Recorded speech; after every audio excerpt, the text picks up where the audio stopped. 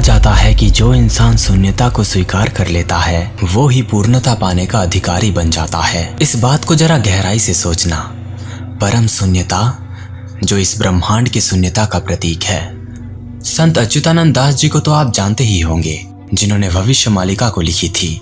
उनके फिलॉसफी को जब मैंने गहराई से अध्ययन किया तो मुझे उनके फिलॉसफिकल आइडियोलॉजीज में से ये चीज पढ़ने को मिली जिसे शून्य ब्रह्म कहा जाता है।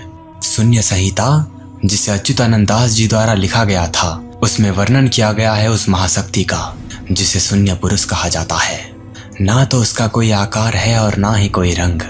यह मानव चक्षु से परे वाली चीज है। यह अदृश्य है। इसका कोई नाम नहीं है। इस ब्रह्म को शून्य ब्रह्म कहा जाता है। अच्युतानंद जी के साथ साथ और जो 4 सखा थे वो भी शून्य पुरुष पर चर्चा किए हैं। यहाँ पर वो एक्चुअल में भगवान विष्णु को शून्य पुरुष का दर्जा दिए हैं।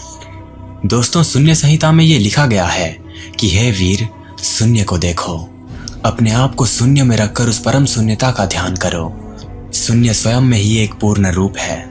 समस्त विवेकशील ज्ञान का आधार है शून्य। शून्यता के साथ तुम इस समग्र जगत को गहराई से देखो। तुम सब कुछ शून्य में प्रकट पाओगे। सभी चीजों का जन्म शून्य से ही होता है और सभी चीजें शून्य में ही फलती और फूलती हैं। दोस्तों, ये गहरा दर्शन शून्य को पूर्णता के रूप में देखती है। जिस शून्यता को साधारण इंसान कुछ भी नहीं समझते हैं, वहीं अच्युतानंद दास शून्यता को संपूर्ण समझते हैं और ब्रह्म के इसी दर्शन को शून्य ब्रह्म के नाम से जाना जाता है। दोस्तों, 5 सखा उनके युग में लॉर्ड जगन्नाथ को शून्य ब्रह्म या शून्य पुरुष के नाम से दर्शाते थे और संत अच्युतानंद दास एक ऐसे व्यक्ति थे जो भगवान के निराकार और आकार इन दोनों स्वरूप को ही मानते थे। गुरु भक्ति गीता में ये वर्णित है कि एक पक्षी दोनों पंखों से उड़ सकता है और दोनों आंखों से पूर्ण दृष्टि प्राप्त कर सकता है।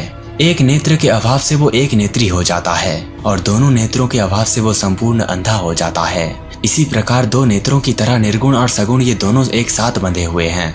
जब तक आप सगुण को नहीं समझ सकते तब तक आप निर्गुण को भी नहीं समझ सकते। वीडियो के पहले मैंने जिस बात को कहा था उसको आप हमेशा ध्यान रखना। जो व्यक्ति शून्यता को स्वीकार कर लेता है वो ही पूर्णता पाने का अधिकारी बन जाता है। दोस्तों, ऐसे कई प्रकार दार्शनिक तथ्य मौजूद हैं। शून्य ब्रह्म के बाद हम शब्द ब्रह्म और पिंड ब्रह्मांड तत्व जैसी चीजों को भी जानेंगे जो आपके मन को तृप्त कर देंगी। तो बस इंतजार कीजिए मेरी आने वाली वीडियोस का। और अगर आप मेरी लिखी हुई माया की 27 कहानियां वाली डिजिटल PDF बुक को पढ़ना चाहते हो तो कमेंट और डिस्क्रिप्शन में दिए गए लिंक पर क्लिक करके आप उसे खरीद सकते हो। आपका मूल्यवान समय देने के लिए धन्यवाद।